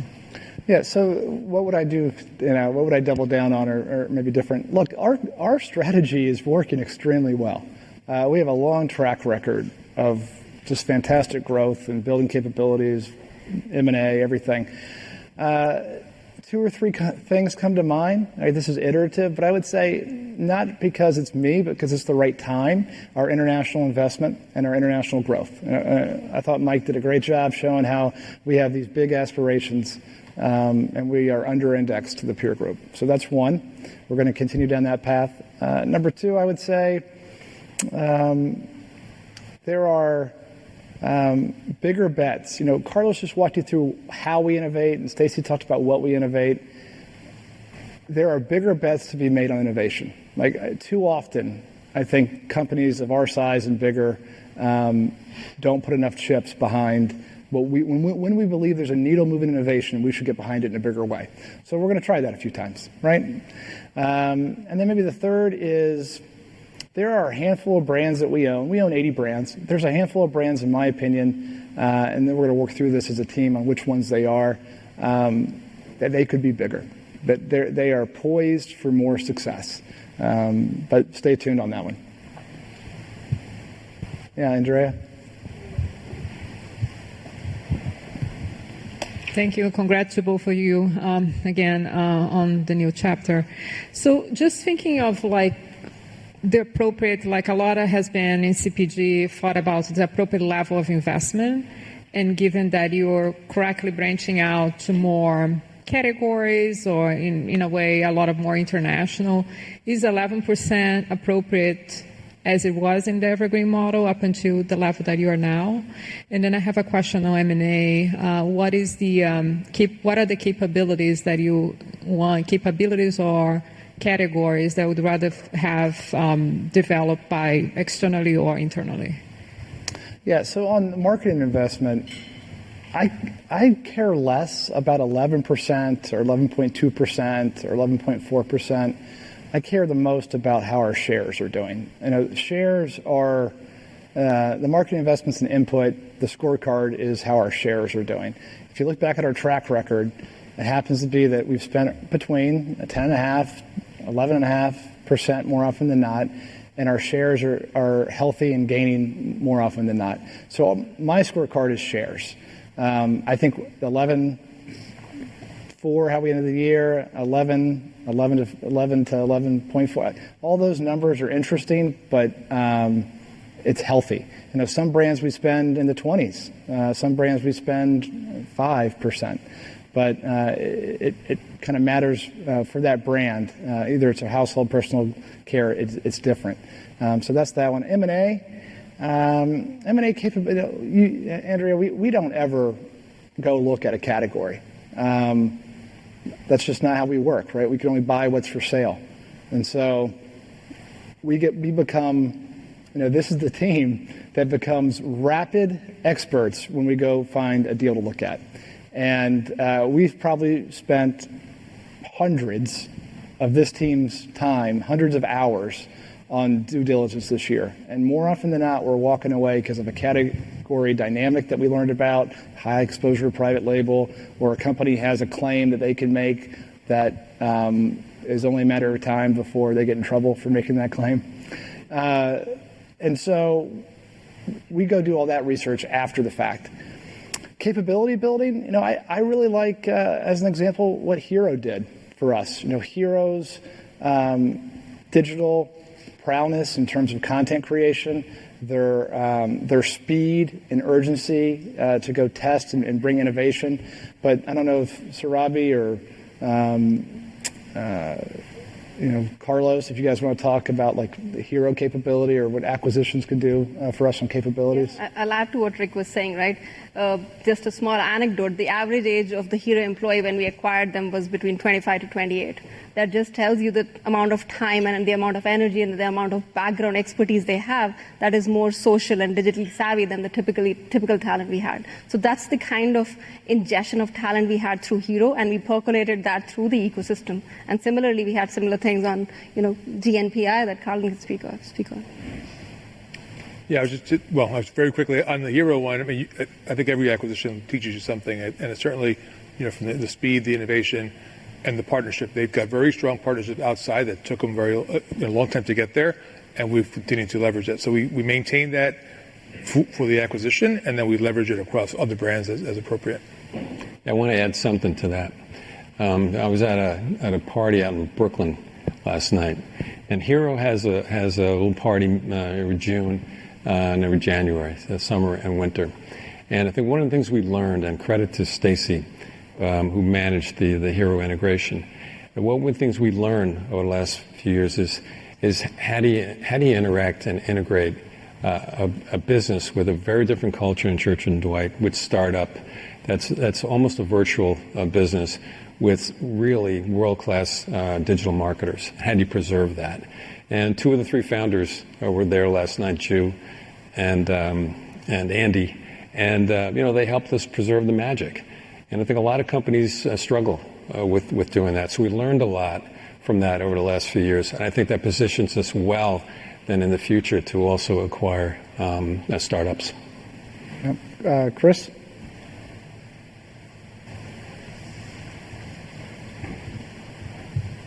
Can I just ask about category growth going into 2025?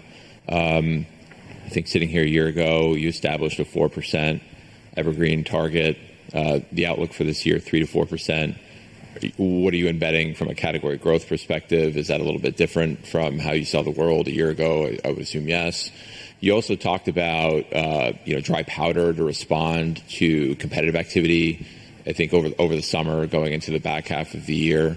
So just in the context of this category growth dynamic, the outlook for 25, what you had said about competitive activity, but we haven't really heard about that. How do all of these things fit together in your view over the next 12 months? And I guess the sanctity of 4% and how flexible that is. Yeah, it's a good question. Rewind the clock a year ago. Remember we said January through May categories, not us. Categories were growing 4.5%, right? That's kind of a different window from where we are right now. But categories were off and running. Then in the summer we said categories in general were growing closer to 2.5%. That's what happened for the balance of the year, 2.5%. And you just saw the category slide that I put up, and overall categories grew 2.7%. I would say our fundamental baseline of understanding is categories are going to grow around that 2.5% growth rate next year. And we're going to continue to take share, and that's how we get to a range of whatever it is. Could be better, could be worse, but that's why we gave you a range of 3 to 4%. From a promotional perspective, I would say actually, laundry is a good example, but laundry is pretty consistent as you look sequentially a bit. Litter's up a little bit. Litter's driven by a competitor who's still trying to get some of their share back. I'm happy to say that we kept over 50% of our share a year ago when that issue happened for them. So really happy where we ended up. So promotional levels are back to normal is what I would say from the pre-COVID perspective, and all that mixes in, and that's why we gave you a range of 3 to 4%. And if categories do better, we'll do better. If our shares do better, we could do well also. Anything you'd add? Yeah, I'm sort of the old man, the macro environmental guy. So when we look at the U.S. consumer, we may have a different point of view than maybe some of the larger peers. And we don't think anything's changed. We think that the prices on shelf are high. Wages have not kept up with price increases. And that's not just CBG, it's food, beverage. We're all reading about the cost of rent, cost of insurance going up. We read in the last couple of days that consumer confidence has declined a little bit, and interest rates are still high. So we'd say things really haven't changed from our point of view earlier in 2024. And we said, hey, we see an inflection. We think things are turning down a bit. And we think all those arrows, the things that we considered when we said that, are still in place. So that's why we said, hey, this makes sense to call 3 to 4% top line for 25. Peter?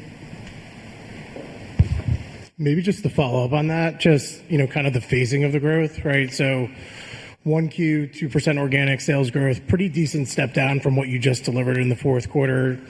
In the data that we can see, it doesn't look like that's kind of playing out. So, what's really driving that? Are you just being conservative? Is there something we can't see? And then just kind of following up to Chris's point, just on the phasing, right? Given a 2% start, 3 to 4% for the year, what kind of gets better from 1Q? Are you assuming the category kind of reaccelerates as you kind of cycle easier comparisons, or is there something else that's driving that? Yeah, I would probably simplify it to say there's two things. One is our international business, that GMG piece of it's a little lumpy sometimes. It's historically speaking, but it's going to be a little bit lighter in Q1. It'll be a little bit heavier in other quarters. I would also say there were some club promotions that move around, between Q1, 2, and 3. So that stuff is kind of normal. But it's also an untracked channel, so you're not going to see that as much. But that's a simple answer. Anna. Hi, thank you. I just wanted to focus more on Hero and TheraBreath. Maybe I can ask in a different way on the international opportunity for Hero. Is this kind of like basically should we think about it in a similar way to how the U.S. market was a few years ago, or are there more formidable competitors in those local markets where you're expanding? And then on TheraBreath, you mentioned significantly more household penetration is possible. So I was wondering if you have a better breakdown there of maybe the zero alcohol mouthwash opportunity versus the alcohol mouthwash opportunity there. Thank you. Yeah, Mike, do you want to talk some more about Hero opportunity? Yeah, so just on balance across international, we're seeing a very similar play out for the brand across most markets. There's no question there's different levels of competitive intensity, particularly more in the Far East where a lot of the patches kind of were born, so there's more competition there. But we broke it in quite successfully there. We have a really strong brand, we have really strong assets, and we have a really strong pipeline. And so early indication is we'll be able to compete quite successfully there. But certainly as we've entered markets where we're the introductory patch, we're able to kind of gain a lot of share and a lot of momentum really quickly. It'll just be different competitive landscapes market by market, but really confident in the brand and the pipeline. Yeah, on the mouthwash side of it, I understand the segmentation of alcohol-free and alcohol. I think we're starting to think about it a little bit differently now, right? Sometimes when we do deals and you convince yourself that you're a number one or number two brand in a segment of a sub-segment, we're saying, we're the number two overall player now. And so we believe we can play in all aspects of the entire category and do well and gain share and drive household penetration. Here's a little bit of some numbers, because we're maniacal about numbers. The mouthwash category grew 3%, but you look at alcohol and non-alcohol. Say non-alcohol is growing 7%, and alcohol's down 1%. That's the math. So all the growth is on the non-alcohol side, and that's where we sit, and that's where the category is growing. Yeah, Olivia? Thank you, and congrats to both of you. I want to talk about gross margin a little bit and a more muted gross margin expansion target for this year. So can you talk about the building blocks there? Seems like a lot of the innovation is more premium end. So what are the offsets that's holding back further expansion, particularly since it's part of the comp structure? And it's not material for you, but have you assumed more headwind from tariffs? It just came across the wires that it's 25% Canada, Mexico, 10% China. So if you could talk about maneuvers to offset that, that would be great. Thank you. Yeah, so in terms of supply chain and gross margin expanding 25 basis points in the face of higher than normal inflation we think is really good. So remember, historical inflation for us is 2%. You can go back for a decade or longer and see that. Then COVID happened and it got a lot choppier. Innovation's premium. Yes, we have fast-growing businesses at a higher margin, but this headwind is still inflation, and it's moderate inflation is the word we used in I think the release and elsewhere. So we're doing really, in my mind, a really good job by offsetting inflation with productivity. Our productivity program is running on all cylinders. Rick Spahn or Carlos, would you guys want to talk about anything from a cost perspective that you want to highlight? Yeah. So just from an input cost standpoint, the inflation we're seeing is largely on from a commodity standpoint on ethylene, which impacts high density polyethylene for us, post-consumer regrind as well. Natural gas is up. So those were headwinds that we had. But as Rick referenced, our productivity program is alive and well and more productive than it ever has been. We had a fantastic year last year.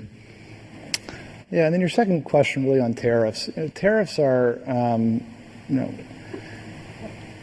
we've been moving for years to limit our exposure, right? And we've said our outlook excludes any impact from tariffs, as many competitors would say the same, and we are less exposed than others is what I would kind of handicap. We're going to continue to focus on local manufacturing when we can and do things with productivity to offset as best we can. And we'll see. These are volatile situations, so we'll see how long it lasts and what happens. But we have a culture and a capability to be reactive when we need to be. Javier? If you could expand in two categories, again, vitamins, sorry about that one, but hopefully from a different angle, to what extent what is happening in drugstores has been incorporated into this repositioning or re-upgrade of the business. a lot of the category is now growing online, not the drugstores, and to what extent private label, from the drugstore point of view, is making the whole thing more difficult given the struggles of the channel. So that's point one. The other is on detergents. How important is it that now you kind of like finally crack kind of like a best or the mid-tier, something that you tried before, now you have it, it seems that it's gaining a lot of traction. Does it translate into more shelf space? This is a big category. If you can expand how important it is strategically that your largest category, you seem to have a breakthrough. Thank you. Yeah, I mean, Arm & Hammer Laundry, I'll start with that one. Good, better, best situation. And we are extremely pleased. You know our history. You know that we tried to launch OxyClean into premium detergent. It didn't work. There was consumer confusion on the brand to be an additive versus a laundry. Arm & Hammer, there's no confusion at all. And the incrementality is better than we expected. So when you hear Carlos talk about, we have a high bar for our NPD, incremental net sales. It's not a gross amount. It's not how much it sells. It's the incremental net cannibalization. And that is beating all of our metrics on incrementality. So it is working. The consumer is really pleased. Our reviews are really, really strong. Carlin, anything you would add on just your assessment of Deep Clean and the acceptance? Yeah, I think on the laundry side with Deep Clean, we're very, very pleased with what we're seeing. The retailers are pleased as well. So, this was a piece of innovation that we worked for quite a while on. It wasn't just us developing it and taking it in. So we were very collaborative in how we approached it. And I think the consumers are definitely speaking, in terms of where we're picking up the incrementality piece, probably to a greater extent than we even expected. So. And then, Javier, your second question is around the vitamin. And I can't go into a lot of detail here, but I would just tell you our strategy is applicable to classes of trade that we play in. It's applicable to what segments we play in. And a part of it is definitely the online strategy as well. Half of all vitamins are sold online. A third of all gummies are sold online. And so to win in the category, you can't just look at bricks and mortar and Circana data. You really have to be a little more broad than that. And that is a big future for the gummy business, is what we do online. Steve Powers. Thank you. Two questions, if I could. The first one, just to kick the tires a little bit on the ERP upgrade that you called out in the release. I'm assuming those costs are cash. Just clarify that. And then any risks or timing that may impact on sales cadence throughout the year as that rolls through. And then the second question is actually for Carlos. I don't know if there's a way to do this, but maybe of all the innovations that Stacy laid out for us for the first half, are there one or two that you would highlight that sort of uses a case study that says, just exemplify the new product development and kind of highlight capabilities that exist today that maybe you couldn't have brought that product to life 5, 6, 7 years ago? Thanks. So on the ERP upgrade, no revenue recognition issues in 2025. That project won't go live until Q1, Q2 of 2026. So, Kevin, anything you want to add on SAP and the ERP system? No, it's the SAP system is the lifeblood of our operation, and it's what enables a lot of what we heard about today. Technology drives our ability to acquire and grow. Yep, Carlos. Yeah, we talked a little bit about Batiste. I talked about how we got there, so that'll be one. But I think kind of that blue box with the upper right. That's what we get excited about. Hardball to me is another example. That's the litter. That's extruded sorghum. It's not the clays that that are typical in this category. So that's a great example of open innovation. We went outside, found a partner that had the technology. We needed to change it and adapt it. So we brought it in-house, added our expertise on top of that. Some of the aesthetics and fragrance work. And the other one example is, it was about grains. And again, that team was used to dealing with clays. But we've got food people, we've got food nutritionists in the building that say, okay, we know how to technically extrude grains and put those together. So it's identifying it, bringing it up and meshing some of these things together. So it's almost like that number I threw out, the 50%. Everything's got a little bit of a story, and sometimes, frankly, It's hard to pinpoint one of the innovation sources as why the innovation worked. It's how they kind of come together. So I think those are two, and you can go down the list. And the sheets, we talk about sheets as a first branded product out there with sheets, but we were doing that internally and a lot of like design thinking and working with the consumer directly, and they just kind of led us to that form. So that's another skill set of doing R&D work with design thinking with the consumer that got us to a form that is really delightful for them. Yeah, Bonnie? All right, thanks. I just wanted to ask about international. Rick, you sounded very excited about the growth and the opportunities there. So hoping for a little more color on the differences of growth that you're seeing in Global Markets Group versus the subsidiaries, and then maybe where you see the most upside. And then a second part of this is as you think about expanding and getting into new markets, how do you evaluate the risks getting into some of these new markets and opening them? And any learnings that you've had from past, and what you're doing maybe differently and doing better.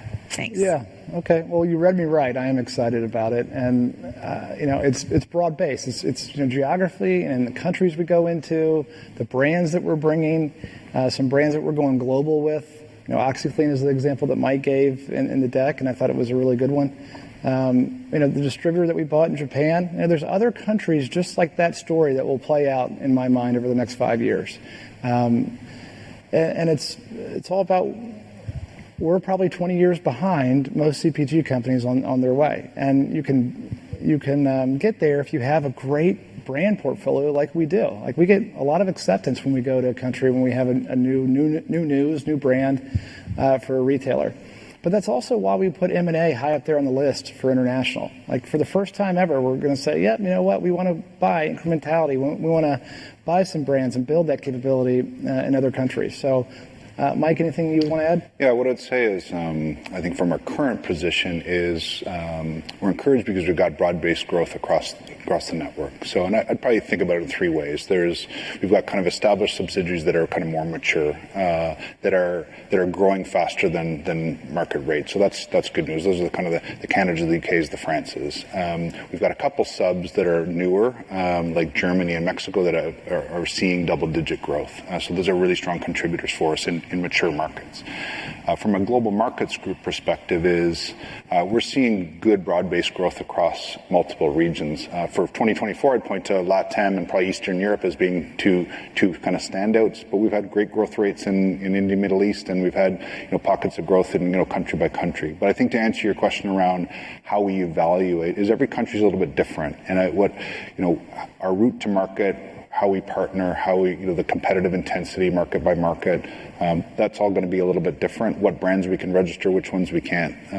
So we're quite thoughtful about where do we have the right to win from a portfolio perspective, what brands can open the door and create scale.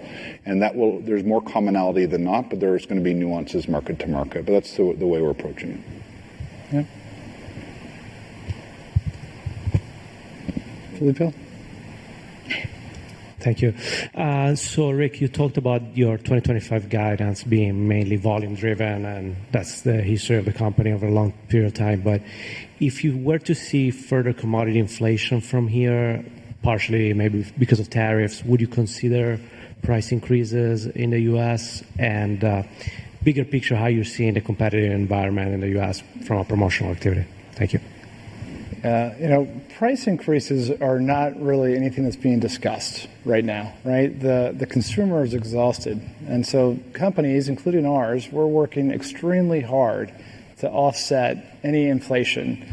Even though we had higher than historical inflation this year, and our expectation is, again, in 2025, we're offsetting that with productivity. And that's the expectation right now. If there's some sort of hyperinflation or a hyper event, then time will tell on what has to happen. But if it's anywhere within normal bounds, companies are going to offset that. Over here, Rick. Hi, thank you. I'd like to touch a little bit on the great growth that you've seen with some of your newer brands, Hero and TheraBreath. You're obviously expanding internationally, but that we will get to a point where you're going to have to start comping really tough compares and lapping that. So how are you thinking about that and the white space opportunity you still have ahead to ensure that, we're not quite at that point where that becomes a big challenge? And then related, can you touch a little bit on kind of how you're allocating your marketing and innovation dollars? We got a little bit of a glimpse of that today, but not too much for the second half of 2025. So any color you can give us on where you're spending, and then your flexibility in that spend if new trends come up or new global issues come up that could come and provide a little bit more volatility. Yeah, I think we still have a great growth profile for Hero and TheraBreath for years to come. Okay. When you look at those explosive consumption numbers, that can't continue forever, but we believe we have double-digit growers for a long time. And why do we believe that? It goes back to household penetration. It goes back to brand awareness. I'll let Stacey talk about brand awareness. We just reviewed it for Hero and TheraBreath, but it's underwhelming still. And so we have a lot of opportunity to invest behind those two businesses. You can either fix a weakness, and we're always problem solving. That's our culture. We're going to go improve every brand we have. But to double down on the strength matters too. And Hero and TheraBreath are strengths, and we're going to get behind them in a big way. Yeah, I think Rick just mentioned something really important, and that is, our unaided and aided awareness are still fairly low for both of these brands. So I could not be more confident that our jobs are just to get out there and drive awareness on both of those brands so that we can attract new users and drive velocity to the products that we have at shelf. And I'm also thinking about, our acne portfolio. Hero is about treating the life cycle of the pimple. So that really gives us a lot of runway for additional innovation spaces that we'll certainly be tapping into as we move forward. And in terms of marketing allocation, I would just say, we don't get into that level of detail. I would just say that for innovation, we're putting chips behind, of course, Deep Clean, things that you saw up here, Deep Clean laundry detergent, sheets, the Batiste launch, like all of our innovation, the vitamin innovation. We're putting dollars and investment behind all of those. The only thing I'd add to that is there's a lot of written about, hey, Hero and TheraBreath are pulling the train so much for Church and Dwight, and it's a little bit like the Olympics. You take out the highs and you take out the lows, and then how's the core doing? And you got to keep in mind our vitamin business has been dropping, big business, double digit, and yet we're still growing over 4% on an annual basis. So you always got to look at context when you start pulling things in and out. All right, Matt, you want to close this? Any other questions? All right. So this is my final trip to the stock exchange. A few people have asked me about how's that going today, and my response is that it feels like it's happening in slow motion. So when you do this every year, it's sort of like, it's something to do, and then you're thinking about the next quarter and the year and CAGNY and whatnot, but not for me. And this is the last time for me. So I'm going to enjoy it today. So thank you all. Many of you are become friends over the years. Many of you I'll see at CAGNY. Looking forward to that. But then April Fool's Day, April 1 will be my last day with the company. And as I've said before, I think this management team that you see here, the talent that we have in the company, our commitment to delivering not just for ourselves but for the investors is very strong in the company. We've got a super strong balance sheet, lots of cash, got this competency to acquire businesses. This is a great company to bet on. So, meeting is adjourned. Thank you.